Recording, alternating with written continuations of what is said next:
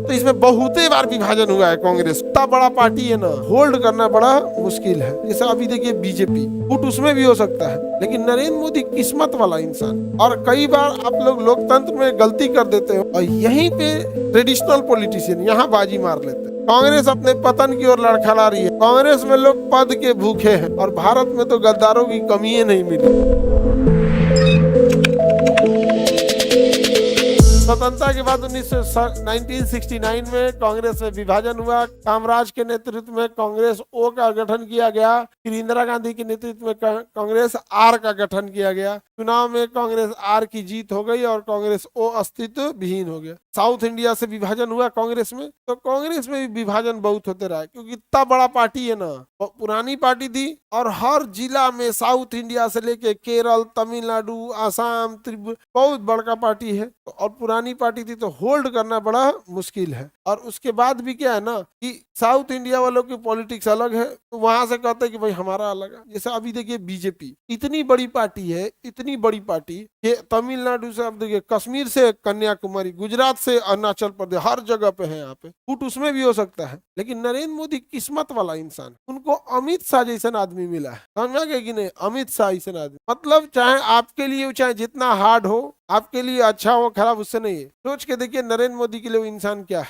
वरदान। नहीं समझ आ गया? किसी पार्टी में आपको शायद इस टाइप का दिखेगा कि कोई ऐसा इंसान सेकंड पोजीशन पे बैठा है जो उस फर्स्ट पोजीशन पे बैठे इंसान को बचाने के लिए कुछ भी कर सकता है। और फर्स्ट पोजीशन वाले आदमी को कहता है अमेरिका जाइए, लंदन, ब्राजील, अमेरिका कहीं जाते रहिए, हम विदेश एक बार नहीं जाएंगे। आज लगा है शांति से। एक कारण ये है। आगे बढ़ जाए तो इसमें बहुते बार विभाजन हुआ है कांग्रेस में, बहुत बार। ओल्ड विभाजन इंदिरा गांधी के समय अलग था, ये अलग है। बहुत क्या हो गया है, विभाजन हुआ। और बहुत ज्यादा गठबंधन करिएगा ना तो वो भी मांगते रहेगा, हमको ये सीट चाहिए, हमको ये चाहिए, ये चाहिए, ये चाहिए। समझ में कि नहीं गया? और थोड़ा सा लिबरल रहे थे ये लोग, क्योंकि नरम दल को पूरी तरह से कैप्चर किया था। थोड़े क्या थे लोग, लिबरल। अच्छा यहाँ तो इनमें लिबरल रहिएगा तो समेट देगा सर। इधर मोदी जी टाइप का लिबरल है। अरे तू कैसे बोला, कमेंट में कह रहा है कौन पार्टी अच्छा कौन पार्टी खराब। भाई तुम अपने को देखो पहले, विद्यार्थी हो, समझे? और कई बार आप लोग लोकतंत्र में गलती कर देते हो। आप विद्यार्थी हो, आपका एक लेवल है, आप सोचते हैं आप ही के लेवल का वो इंसान भी सोचे जो रिक्शा चला रहा है। वो नहीं सोचेगा आपके हिसाब से। आप वैसे भी सोचेंगे आपको जिसके घर में 3-4 हजार रुपये आता है, 10,000 रुपया,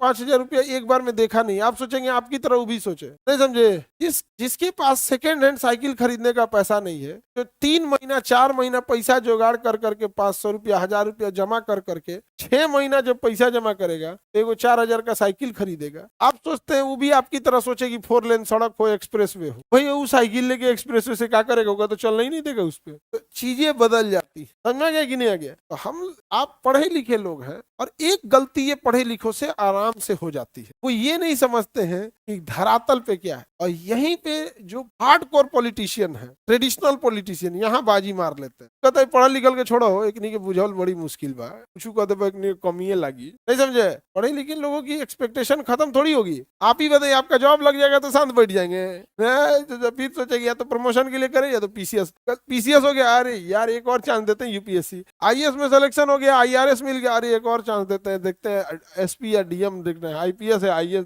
खत्म नहीं होता। एक्सपेक्टेशन ही खत्म नहीं होगा। आईपीएस का जॉब छोड़ के आईएएस में आ रहा है, एक्सपेक्टेशन खत्म नहीं होता है। तो आप समझिए कि हम लोग क्या है ना कि जो पढ़ लिख लेते हो उन्हें लगता है सब लोग ऐसे ही सोचता होगा। नहीं सोचेगा ना, सब लोग ऐसा नहीं सोचेगा। आप ही मैट्रिक में थे तो ये सब कुछ सोच पाते थे, ऐसा गलती नहीं करना है। सबको अपनी अपनी पॉलिटिकल पार्टीज हैं, उनको अपने पसंद से होना चाहिए। और दूसरा, ये सब एब्सोल्यूट चॉइस हम बताए हैं, आपके कहने पे ये बदलेगा नहीं। और मीडिया में क्या होता है या फिर कहीं सामने में जब ओपिनियन दिया जाता है तो ओपिनियन एब्सोल्यूट चॉइस नहीं होता। ये कैसे है, ये भी अच्छे, ये कैसे, ये भी अच्छे, लेकिन वहां क्या चाहिए, एब्सोल्यूट चॉइस। आगे बढ़े। कांग्रेस मुट्ठी भर लोगों का संगठन है। हाँ, कांग्रेस अपने पतन की ओर लड़खड़ा रही है, करजन। क्योंकि कांग्रेस में टूट हो रहा था पहली बार गरम दल और नरम। कांग्रेस अपने पतन की ओर लड़खड़ा रही है, करजन। मुट्ठी भर लोगों का संगठन है। कांग्रेस में लोग पद के भूखे हैं। बंकिम चंद्र चटर्जी, बंकिम चंद्र चटर्जी, बंकिम चंद्र चटर्जी, ये पद के लोग क्या हैं, भूखे हैं। और ये केवल इसकी बात नहीं कहिएगा यहाँ पे,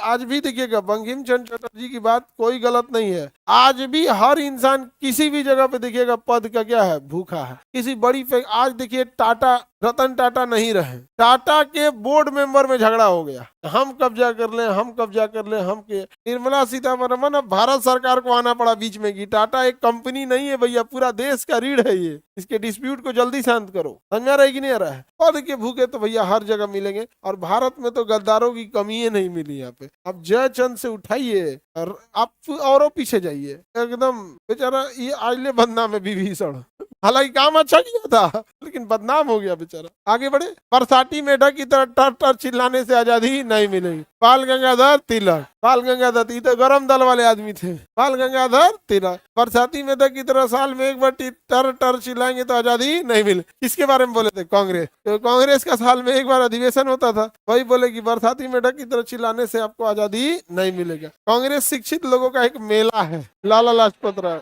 लाला लाजपत राय साइमन कमीशन के विरोध के दौरान इन्हीं की तो क्या हो गई थी, मृत्यु हो गई।